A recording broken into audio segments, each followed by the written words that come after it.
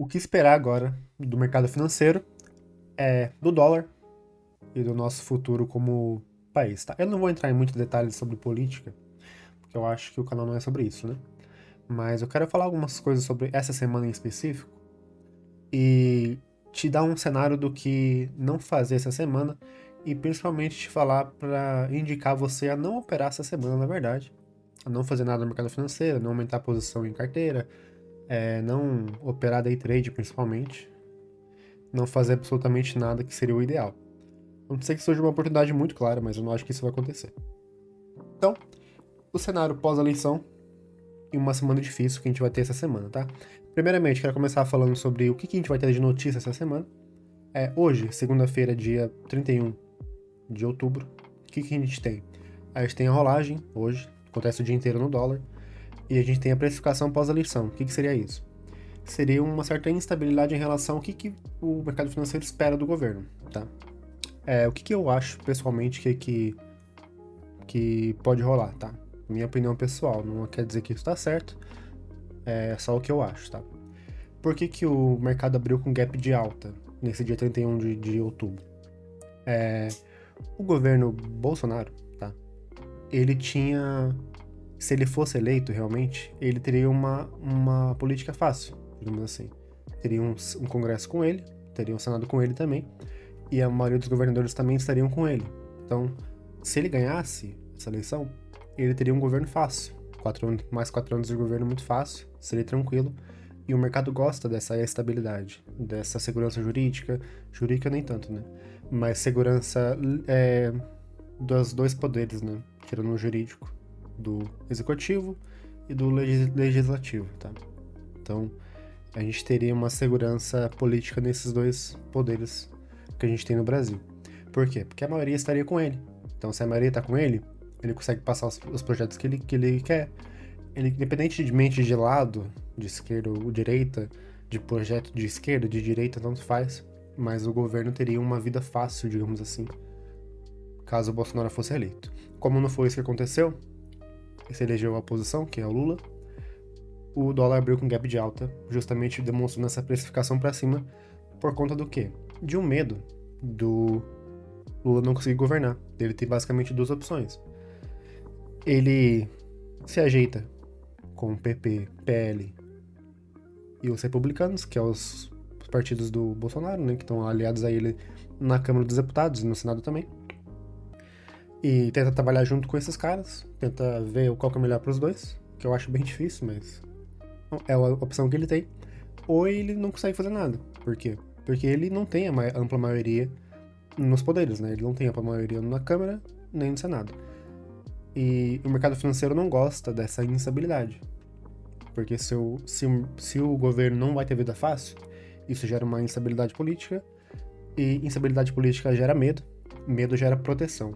Proteção o quê? Significa o quê no mercado financeiro? Significa hedge. Significa proteção cambial. Compra de dólar. E isso faz o quê? O dólar sobe, dispara para cima. Então hoje a gente viu uma abertura de praticamente 2% para cima. E não se manteve lá para cima. Agora o motivo que não se manteve lá para cima, provavelmente por quê? Nos últimos minutos saiu algumas notícias sobre a política, né? Dizendo que o Lula já havia conversado com os partidos, que ele vai tentar conversar mais com o Centrão e tal, e isso gera uma estabilidade. Não importa se você, ou que tá me ouvindo, gosta ou não, ou até mesmo se eu gosto, eu acho que é errado, na verdade. Eu acho que isso pode gerar uma relação meio esquisita, né? Porque um não tem voz, o outro também não tem, acaba que gera a média dos dois, né? Mas a opinião do mercado financeiro, você tem que entender que ela é sempre pragmática. Ou seja, ela vai sempre muito pelo que funciona ou o que não funciona. Se o Lula vai ter governo fácil, não sei. Mas se o mercado perceber que ele tá tendo um governo fácil, que ele tem conversas para tentar ter esse governo fácil, o mercado vai precificar para baixo. Dólar para baixo, índice para cima. Por quê? Isso gera segurança política, né? Isso gera estabilidade financeira de investimento, de estrangeiro vindo de fora para cá.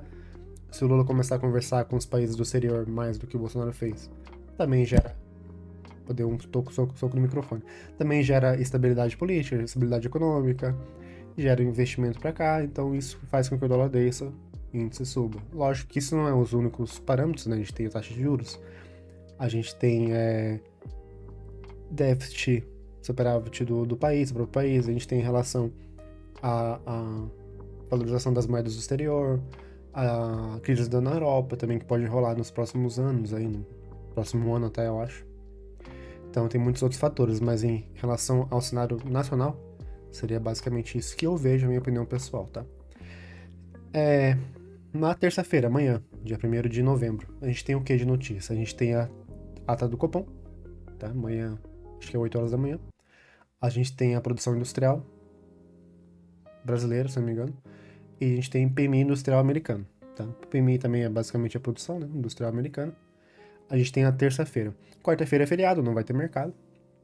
E na quinta-feira a gente tem a balança comercial americana e mais um PMI americano, se não me engano, não manufaturado, que é não conta as indústrias, se não me engano.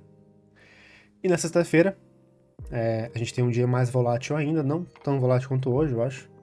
Mas a gente tem payroll, a gente tem taxa de desemprego e tem PMI de serviços brasileiros às 10 horas. Payroll e taxa de desemprego são às 9h30, né? No mesmo horário de sempre, 9h30 da manhã. E PMI de serviços brasileiro é 10 horas da manhã.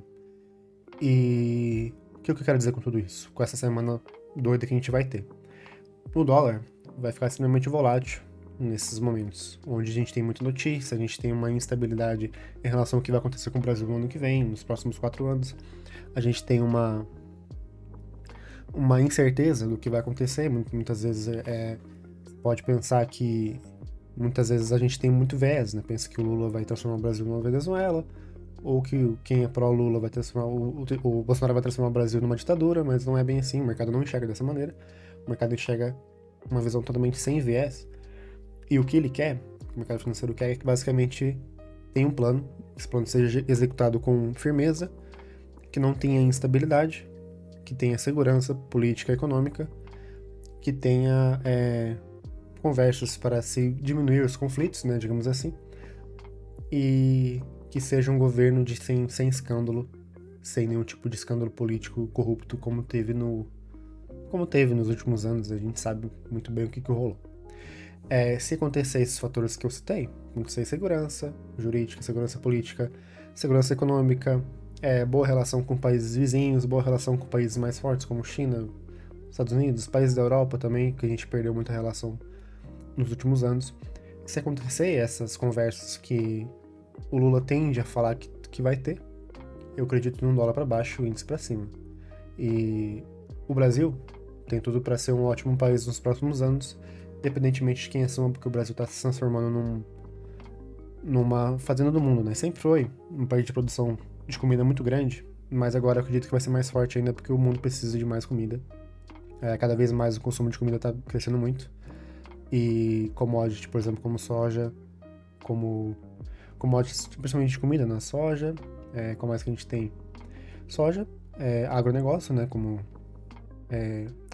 agronegócio não, agropecuária, que seria carne, né? Carne vermelha, carne branca, tudo isso tende a crescer muito nos próximos anos.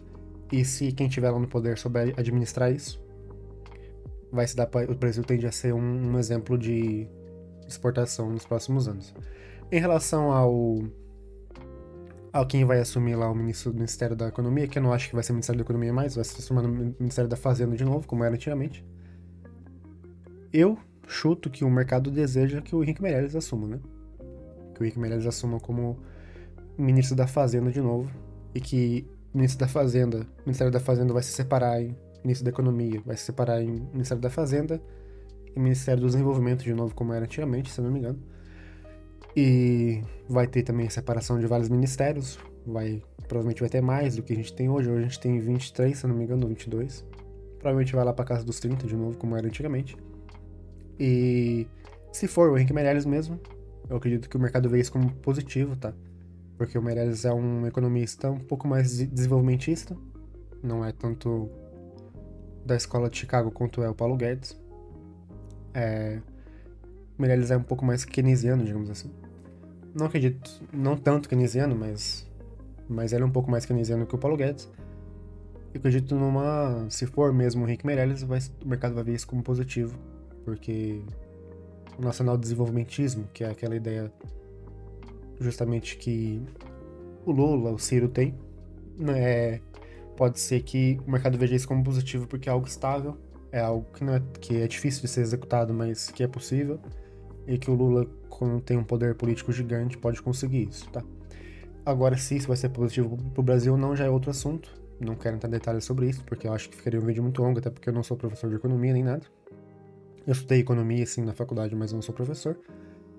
Eu não acho que a gente deva, aqui nesse canal, entrar em detalhes sobre isso, porque o canal não é sobre isso, mas queria só comentar um pouquinho sobre o que eu acho, qual é a minha visão sobre isso. E é isso aí. Até o próximo vídeo. Valeu.